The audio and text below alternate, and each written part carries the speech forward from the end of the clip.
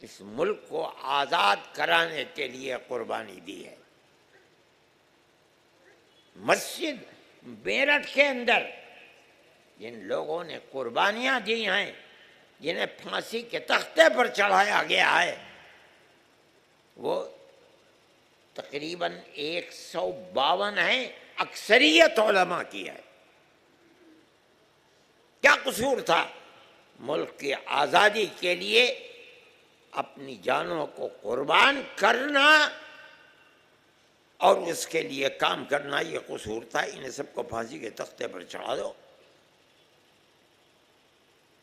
نواب مجو خان میرٹھ کے اندر تھے اور وہ انگریز کے خلاف تھے۔ السلام علیکم ورحمۃ اللہ وبرکاتہ۔ میں ساجد ابرار۔ آج 15 اگست ہے اور ہمارے ملک میں آج پورے ملک کے اندر 15 اگست کی آزادی اور اس کی جو خوشیاں منائی جا رہی ہیں، پورے ملک کے اندر خوشیوں کا ماحول ہے۔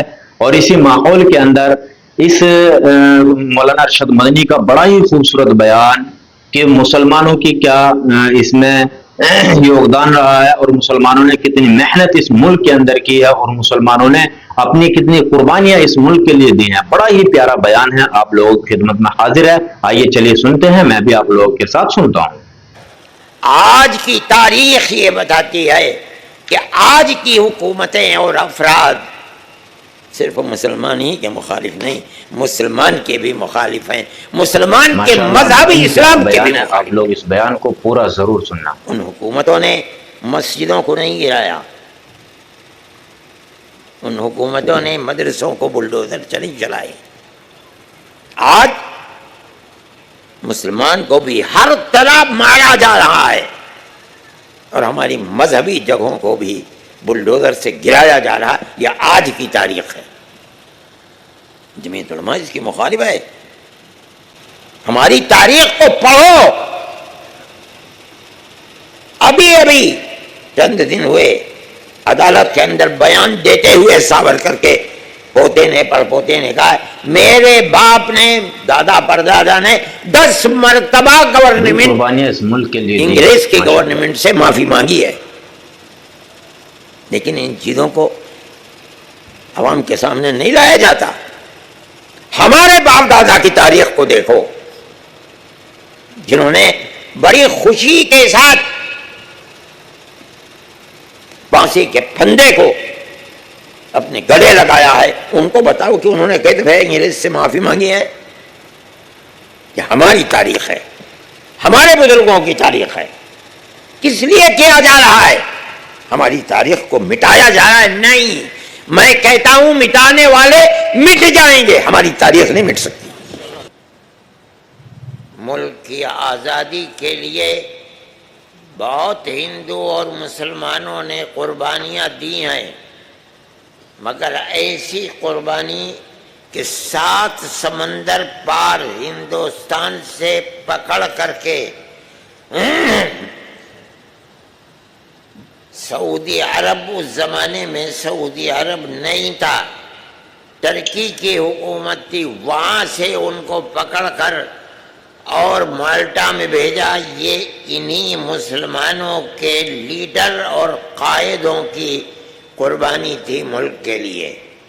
اس تاریخ کو کوئی پیش نہیں کر سکتا۔ جب 4.25 سال کے بعد یہ اطلاعات آنے لگیں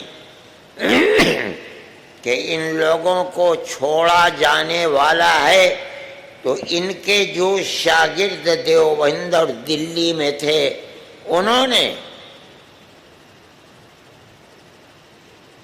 اس کے لیے ایک پلیٹ فارم بنایا کہ حضرت اپنے ساتھیوں کے ساتھ ہندوستان میں آئیں گے تو پلیٹ فارم کیا ہوگا، کس پر چلیں گے ملک کی آزادی کے لیے۔ جمعیت علماء کو بنایا گیا۔ اس کے پہلے صدر حضرت مفتی کفایت اللہ صاحب، جو حضرت شیخ الہند کے شاگرد ہیں، وہ بنے مگر عارضی۔ صدر حضرت شیخ الہند کو بننا ہے۔ حضرت شیخ الہند آ گئے، ہندوستان میں آئے اور آ کر ابھی بمبئی میں اترے نہیں تھے، ریاست بہاولپور جو پاکستان میں ہے اس وقت تک ملک تقسیم نہیں ہوا تھا، ان کے جو نواب صاحب تھے ان کے مدار المہام سیکریٹری جو حضرت شیخ الہند اور حضرت گنگوہی رحمت اللہ علیہم کے معتقد تھے، مرید تھے، انگریز نے ان کو بھیجا، وہ گئے اور جا کر کہا کہ حضرت ہم تو ایک آرزو لے کر آپ کے پاس آئے ہیں، ابھی جہاز سے نیچے نہیں اترے تھے، کہا کہ آپ انگریز کی مخالفت میں سر سے پیر تک ڈوبے ہوئے ہیں، مگر انگریز کا کوئی نقصان تو ابھی تک ہوا نہیں، ملک تو آزاد نہیں ہوا، آپ کو انگریز نے گرفتار کر لیا، دارالعلوم دیوبند میں آپ حدیث کے سب سے بڑے استاد تھے، وہ سلسلہ بھی ختم ہو گیا۔ ہماری تمنا یہ ہے کہ اب آپ اپنے آپ کو صرف مسجد اور مدرسے میں بیٹھا لیں، دارالعلوم کی جو سبق دینے کی کرسی خالی ہوئی ہے آپ اس میں حدیث کا سبق دیں، اور وہ لوگ جو اللہ اللہ کرنا آپ سے سیکھتے تھے وہ پھر آپ کے پاس آئیں اور آپ کے ہاتھ پر برید اور بیعت ہوں، اور پھر جو آپ کی مالٹا جانے سے پہلے کی زندگی تھی وہ پھر زندگی واپس آ جائے۔ حضرت نے سنا اور سن کے کہا آپ کی بات پوری ہو گئی؟ فرمایا پوری ہو گئی۔ فرمایا جس سرزمین پر انگریز کی حکومت ہے محمود حسن کو وہاں زندگی گزارنا تو دور کی بات ہے، ماشاءاللہ بڑا ہی پیارا بیان ہے، آپ لوگ اس بیان کو پورا ضرور سننا۔ بھی گوارا نہیں ہے،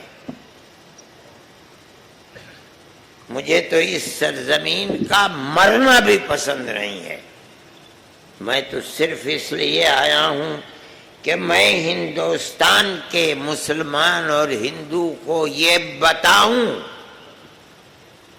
کہ میری زندگی کا مقصد صرف اور صرف ہندوستان کو انگریز جیسے دشمن سے آزاد کرانا ہے۔ میں بوڑھا ہو گیا، اگر میرے اندر یہ طاقت نہیں رہی کہ میں ملک میں گھوم پھر کر ملک کی آزادی بڑی قربانیاں اس ملک کے لیے دی لوگوں ماشاءاللہ، تک پہنچاؤں، انہیں بتاؤں کہ آزادی کتنی بڑی نعمت ہے، اگر نہیں رہی تو میں ایک کھاٹ کے اوپر لیٹ جاؤں گا، اپنے شاگردوں سے کہوں گا کہ وہ میری کھاٹ کو اپنے کاندھوں پر رکھ کر گاؤں در گاؤں جائیں، اور میں ہر جگہ اعلان کروں گا کہ انگریز کی غلامی حرام ہے۔ یہ جمعیت علماء کا کردار ہے، یہ وہ لوگ ہیں جنہوں نے ملک کی آزادی کے لیے اپنی جان کو قربان کیا۔ کون مائی کا لال ہے جس نے ماں کا دودھ پیا ہے؟ اس زندگی کو پیش تو کر دے ملک کے اندر، کون ہے جو پیش کر سکتا ہے؟ یہ مسلمان کا دم ہے، ملک کے لیے مسلمان کی قربانی ہے۔ ملک کا کوئی لیڈر، ان کی اولاد وہ اگر ان کے اندر دم خم ہے تو یہ قربانی کی زندگی پیش کر کے دکھلائیں ملک کے لیے کیا کیا ہے. یہ مسلمان کا کردار ہے. دلی میں جمعیت علماء کا سب سے پہلا اجلاس ہوا. حضرت شیخ الہند رحمۃ اللہ علیہ اس لائق نہیں تھے کہ وہ تقریر کر سکے. ان کے خطبہ صدارت کو مولانا عثمانی نے پڑھا جو ان کے شاگرد تھے، اور 12 دن کے بعد اسی اجلاس میں حضرت شیخ الہند کو صدر بنایا گیا، اور 12 دن کے بعد شیخ الہند کا انتقال ہو گیا. علماء دیوبند، علماء دیوبند. میرے بھائی، وہ تحریک چلی اور تقریباً 150 سال چلی. تب جا کر سن 1947 میں ملک آزاد ہوا. نہیں جانتی دنیا 1857 کے اندر جو دوسری جنگ آزادی ہے، پہلی نہیں، صرف دہلی کے اندر 32,000 مسلمان شہید کیا گیا ہے. صرف اس بنیاد پر جس کے لباس سے، چہرے سے یہ لگے کہ وہ عالم ہے، قتل کر دو، پھانسی کے تختے پر چڑھا دو. لال قلعے سے لے کر جامع مسجد تک جتنے درخت ہیں ان کے اوپر ان کی لاشوں کو لٹکا دیا گیا. یہ مسلمان کی تاریخ ہے اپنے اس ملک کے لیے. کون مائی کا لال ہے جو اس تاریخ کو پیش کر دے گا؟ آج حکومت کی کرسی پر بیٹھ کر مسلمان کو ملک کا غدار بناتے ہیں. ارے غدار وہ نہیں ہے، تم غدار ہو. جمعیت علماء کی تو یہ تاریخ ہے. جمعیت علماء ہند. کرتے ہو تم جاہل آدمی کہیں گے. میں چھوڑ دوں گا، چلا جاؤں گا یہاں سے. یہ ملک کی تاریخ ہے، مسلمان کی تاریخ ہے. مسلمان نے اس طرح اس ملک کو آزاد کرانے کے لیے قربانی دی ہے. مسجد میرٹھ کے اندر جن لوگوں نے قربانیاں دی ہیں، جنہیں پھانسی کے تختے پر چڑھایا گیا ہے، وہ تقریباً 152 ہیں. اکثریت علماء کی ہے. کیا قصور تھا؟ ملک کی آزادی کے لیے اپنی جانوں کو قربان کرنا اور اس کے لیے کام کرنا، یہ قصور تھا. انہیں سب کو پھانسی کے تختے پر چڑھا دو. نواب مجو خان میرٹھ کے اندر تھے اور وہ انگریز کے خلاف تھے. ان کو پکڑا اور پکڑ کر بعض لوگ کہتے ہیں کہ جو بھٹی ہوتی ہے آگ کی، زندہ کو اس کے اندر ڈال دیا. بعض لوگ کہتے ہیں کہ انہیں پکڑ کر کے انگریز افسر نے گھوڑے پر بیٹھ کر اور پیر میں گھوڑے کے رسی سے باندھ کر دوڑایا، ان کے جسم کے پرخچے اڑ گئے. یہ مسلمان کی تاریخ ہے. تو میرے پیارے بھائیوں، آپ نے مولانا ارشد مدنی کا بیان سنا. ماشاءاللہ بڑا ہی پیارا خطاب تھا، جو کہ یہ ہر ملک کے واسی کو ضرور سننا چاہیے. آپ دیجیے اجازت، انشاءاللہ اگلی ویڈیو میں. السلام علیکم ورحمۃ اللہ وبرکاتہ.